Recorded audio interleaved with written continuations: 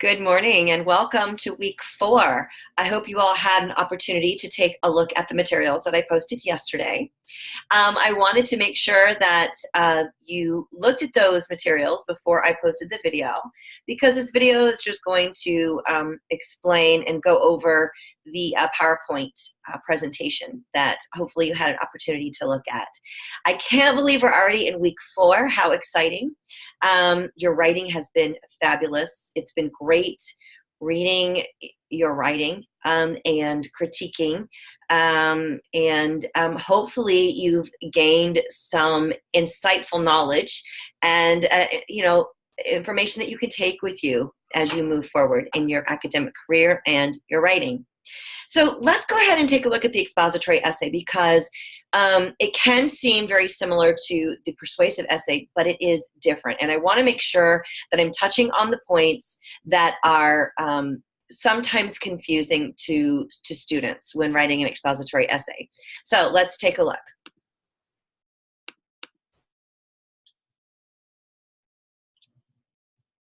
If it will come up. Here we go. All right, here we go.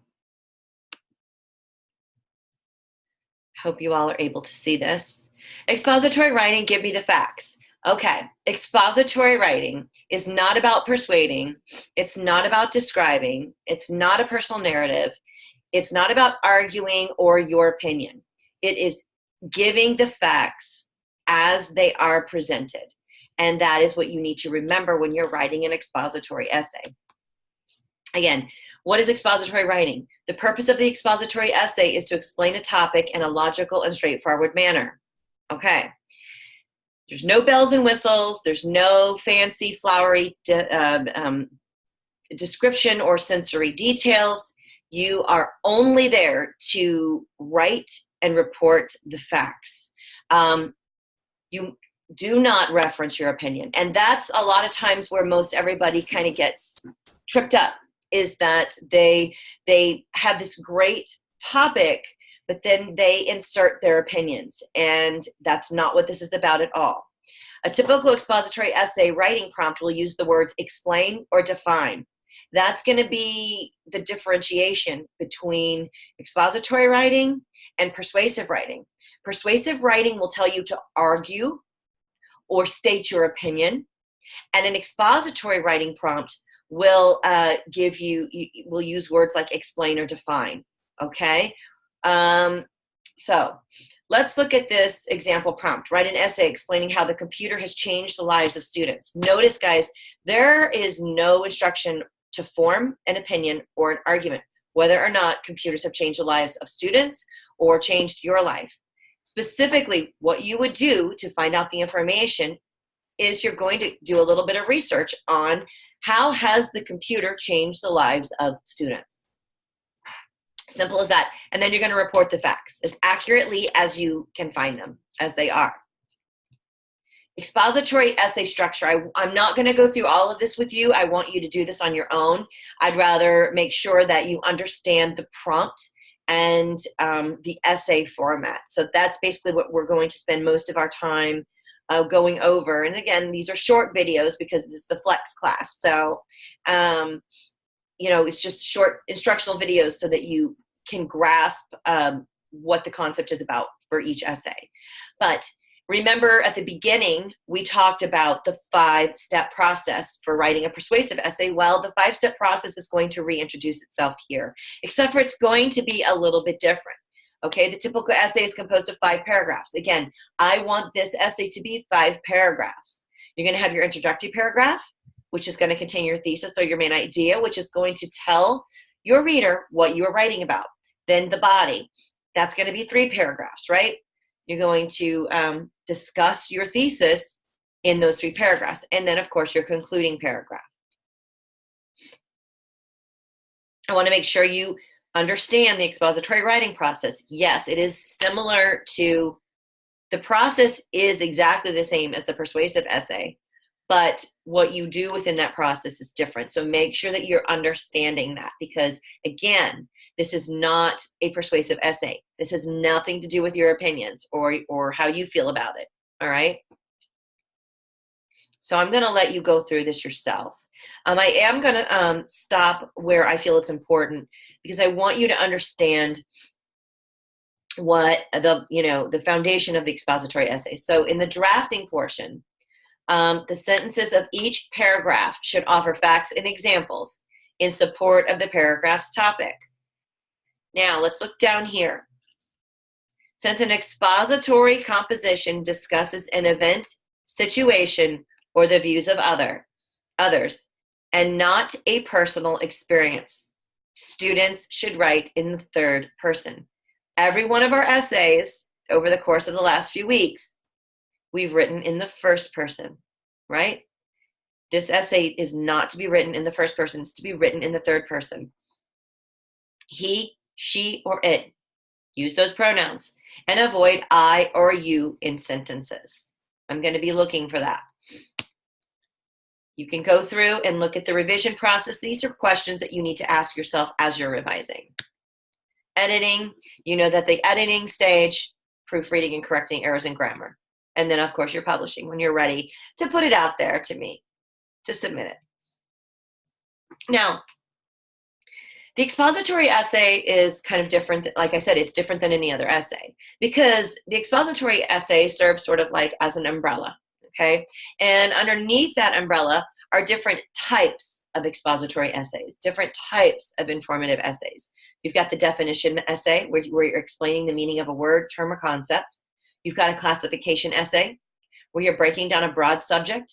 You've got a compare and contrast essay where you're describing the similarities and difference between two or more people, places, or things. Okay. That does not mean you are describing the similarities and differences based on your opinion. You are describing the similarities and differences between the two things, okay? Based on factual evidence. Okay, you've got cause and effect essays. They explain how things affect each other and then depend on each other. And then you've got how-to essays, sometimes called a process essay, like recipes, instructional manuals. That's a form of an expository essay, a how-to essay. Okay. This is the essay, the type of essay that we are going, expository essay that we are going to be working on for this particular paper. You are going to write a compare and contrast essay. Remember what I just said a few minutes ago or a few seconds ago. This is not comparing and contrasting based on your opinion. This is comparing and contrasting based on factual evidence. All right? What are you going to compare and contrast? Here are your topics. I would like you to stick to one of these topics. I've allowed you to write, use your topic ideas for the other topics, for the other essays, but I would really like it if you would please use one of these topics, because I find that when I allow students to use their own topics, they are biased, right? That means they favor one or the other. And it always ends up being an essay based on their opinion. So, but I will say, if you feel strongly about one or the other, about, one of these topics, like, for example, Republican versus Democrat, if you are politically charged and you lean to one side or the other, I would not write about it. If it is close to you, if it's passionate to you, I would not write about it. If you do decide to write about something that you're passionate about, make sure you're writing and you're going in without biases, okay? Like dogs versus cats. If you like cats versus dogs, if you like cats over dogs or vice versa, I wouldn't write about it. Remember, you're there to write the differences and similarities between dogs and cats. Do they have any? Might be something you want to take a look at, So any of this, Apple versus Microsoft, not whether you like Apple better or whether you like Microsoft better, Apple versus Microsoft. What are the similarities between the two operating systems and what are the differences? Coke versus Pepsi, antebellum era versus Reconstruction era, childhood versus adulthood, biology versus chemistry. You can read this, so on and so forth. Homeschool versus mainstream schooling. I get a lot of my out school students choosing that topic, but it always ends up being a opinion essay. So be careful of that. Okay, guys? All right. So that is the end of our slideshow. I hope that you are understanding the essay this week. Again, if you're not and you have some other questions, please make sure you shoot them to me or text me or email me. This is kind of a crazy week, doing lots to get with my face-to-face students to kind of close the year out. But I'm always here to help you in any way that I possibly can. And if I don't answer within a certain amount of time, make sure you email me again. Sometimes I get so many I get so many messages from out school that sometimes my messages get lost. So just make sure that you stay on me if I don't answer you within, I would say, within a few hours. Okay? All right, guys. Have an awesome day and an awesome weekend. And again, happy writing, and I will see you guys next week. Take care, you guys.